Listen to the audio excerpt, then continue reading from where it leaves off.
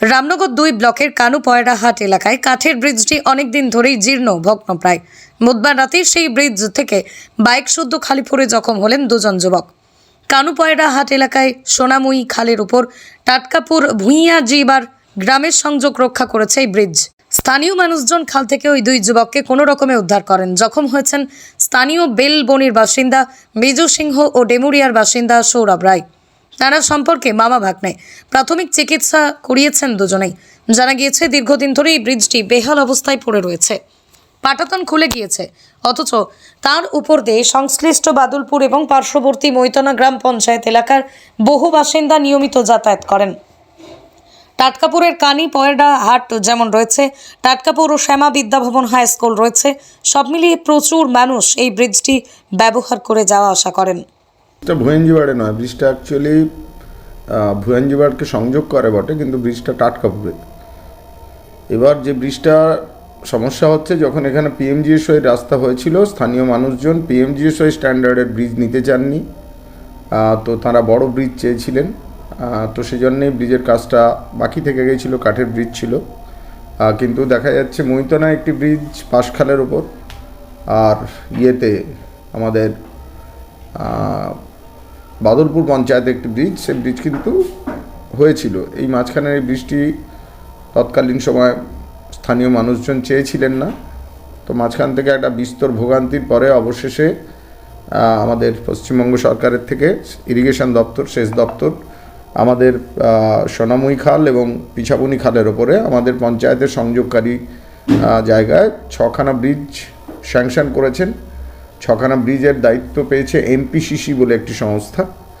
এমপিসিসি tender প্রসেসটা শুরু করেছে, কিন্তু এখনও কমপ্লিট করে উঠতে পারেনি, সেই জন্যে ঠিকাদার এখনও কাজ শুরু করতে পারেননি। তো সেই জন্যে আমরা সেদিন যে ঘটনাটা ঘটেছে, সেদিন শুধু নয়, মাঝে মধ্যেই ঘটে ভাঙা ব্রিজ। আমাদের পঞ্চায়েত চেষ্টা করে, আমাদের পঞ্চায়েতের ব্রিজ না হলেও যেহেতু আমাদের মানুষজন হাঁটাচলা করেন, আমাদের পঞ্চায়েত সবসময় চেষ্টা করে ওটাকে সারিয়ে রাখার, কিন্তু সারালেও কাঠের ব্রিজ 1 বছরের বেশি স্টে করে না। তো সেই জায়গার থেকে আমরা সঙ্গে সঙ্গে ইরিগেশনের এক্সিকিউটিভ ইঞ্জিনিয়ার কন্টাই ডিভিশন, আমি সঙ্গে সঙ্গে কথা বলেছি এবং এখানকার সকল ভিডিও, অ্যাক্সিডেন্টের ভিডিও, পড়ে যাওয়ার ভিডিও সব পাঠিয়েছিলাম। তো আজকে অ্যাসিস্ট্যান্ট ইঞ্জিনিয়ার আমার সাথে যোগাযোগ করেছিলেন, দিয়ে তিনি লোক পাঠিয়েছিলেন, এলাকার মানুষজনকেও আমি পাঠিয়েছিলাম। আমি যেহেতু জেলা পরিষদে ছিলাম, নিজে থাকতে পারিনি, তো এলাকার মানুষজনকে পাঠিয়েছিলাম। তারা থেকে আজকে যেটা ঠিক হয়েছে যে ব্রিজ তো আগামী দিনে তৈরি হবে, তার জন্যে বাঁধ দিয়ে একটা পারাপার, এখন যেহেতু মানে বাঁধ দিলে অসুবিধে নেই, বর্ষাকাল নেই, তো সেই জন্য একটা বাঁধ হয়তো কাল পরশুর দিকেই শুরু হবে, যার উপর দিয়ে মানুষজন যাতায়াত করবেন আপাতত, যতক্ষণ না ব্রিজ তৈরি হচ্ছে। প্রশাসনিকভাবে কোনো যত তাড়াতাড়ি যেতে হয় এটা নিয়ে কোনো সব ধরনের চেষ্টা করে যাচ্ছি। আমাদের ইরিগেশন ডিপার্টমেন্টের অফিসারেরাও এমপিসিসির ওপর ভীষণ ক্ষুব্ধ। কারণটা হচ্ছে যে কোনো সময় ইলেকশন অ্যানাউন্স হয়ে যাবে, ইলেকশনের আগে কাজ শুরু করা ভীষণ জরুরি, তা নইলে কাজ আবার কতদিন পিছিয়ে যাবে তার ঠিক ঠিকানা নেই। তবে লোকাল মানুষের আর নতুন করে কাঠের ব্রিজের প্রতি আগ্রহ তারা হারিয়ে ফেলেছেন, আর তাদের মানসিকতা বুঝেই আমি আজকে ইরিগেশন দপ্তরের যিনি কর্মচারী যিনি গেছিলেন, লোকাল মানুষ, তাকে বলেছেন যে ওখানে এখন বাঁধ বানিয়ে দিতে হবে, এবং সেই বাঁধের দাবি ইরিগেশন মেনে নিয়ে আপাতত বাঁধ বানিয়ে দিচ্ছেন, বাঁধ দিয়ে যাতায়াত করবেন মানুষজন। আর তারপরে যখন ব্রিজ তৈরি হবে, ব্রিজটা অ্যাকচুয়ালি টেন্ডার প্রসেসে আছে, কিন্তু সমস্যাটা হচ্ছে যে কোনো সময় ভোট অ্যানাউন্স হয়ে যেতে পারে। কিন্তু সংস্কার ও রক্ষণাবেক্ষণের অভাবে ব্রিজটি বেহাল। এর আগেও কয়েকবার ভাঙা ব্রিজ থেকে পড়ে গিয়ে দুর্ঘটনার শিকার হয়েছেন এলাকার মানুষজন। ভুক্তভোগী এলাকার বাসিন্দারা দীর্ঘদিন ধরেই সেতুটি সংস্কার কিংবা নতুন করে কংক্রিটের তৈরি করার দাবি জানিয়ে আসছেন। এ বিষয়ে জেলা পরিষদের স্থানীয় সদস্য তথা খাদ্য সরবরাহ কর্মাধ্যক্ষ তমাল তরু দাস মহাপাত্র বলেন, এলাকায় সেই সেতু আরও কয়েকটি কাঠের সেতুর বেহাল অবস্থা। এলাকাবাসী ও জনপ্রতিনিধিদের দাবি মেনে সেতুগুলো কংক্রিটে করার উদ্যোগ নিয়েছেন সেচ দপ্তর। ব্রিজটা কাঠের ব্রিজ আছে, অনেক দিন ধরেই খারাপ হয়েছিল। মাঝখানে আমরা পঞ্চায়েত থেকে দুর্গাপুজোর সময় কিছুটা রিপেয়ারিং করেছিলাম, কিন্তু এলাকার যারা ধান বয়, ধান নিয়ে যাওয়ার জন্য কাঠের ব্রিজ তো বেশি দিন টেকেনি, নষ্ট হয়ে গেছে। আর আমরা এখন সারাতেও পারিনি, কেননা এনপিএসসিসি 23শে নভেম্বর 2023-এ টেন্ডার পেয়েছে, National Projects Construction Corporation Limited. Bid number আমার কাছে সবই আছে, আপনাদের আমরা দিয়ে দিব। ওনারা টেন্ডার পেয়েছেন 23শে নভেম্বর, আজ অবধি কোনো কাজ করেননি। সেই সংস্থাকে আমরা ইরিগেশন ডিপার্টমেন্ট, সরকার, মুখ্যমন্ত্রী প্রত্যেকের কাছে আপিল করছি, 23শে নভেম্বর টেন্ডার পাওয়ার পরেও কোন অদৃশ্য কারণে মৈত্রা অঞ্চলের 6টা ব্রিজ ওনারা এখনও কাজ করতে আসছেন না।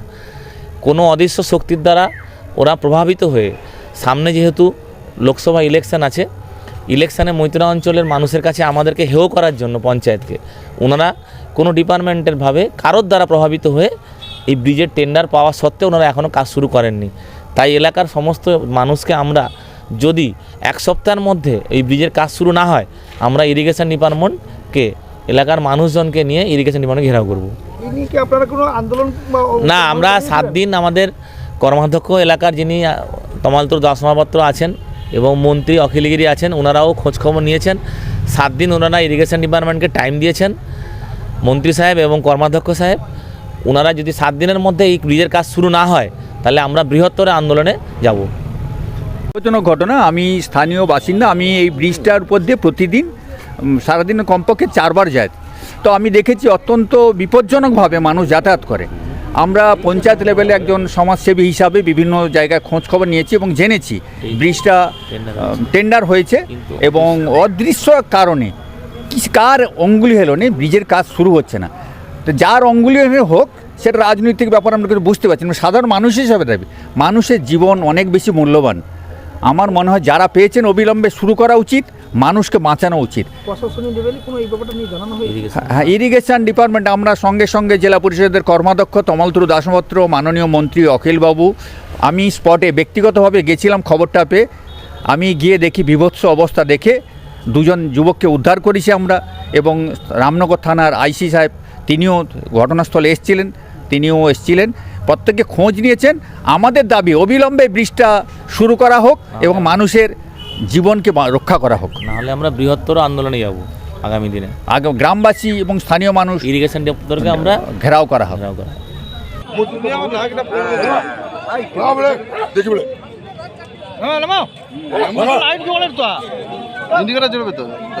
গাড়ি অন করা আছে, গাড়ি অন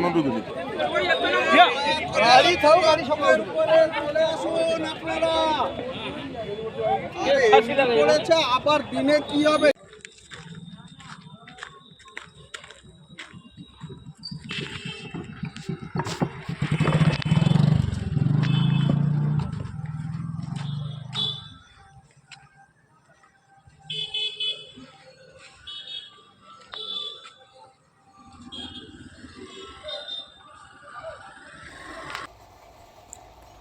এজন্যই সেচ দপ্তর অর্থও বরাদ্দ করেছে। এর আগে টেন্ডার সহ অন্যান্য প্রক্রিয়া হয়ে গিয়েছে। আগামী কিছুদিনের মধ্যেই দায়িত্বপ্রাপ্ত ঠিকাদার সংস্থা কাজ শুরু করবে। পূর্ব মেদিনীপুর থেকে নিজস্ব প্রতিনিধি রিপোর্ট, R10 নিউজ বাংলা।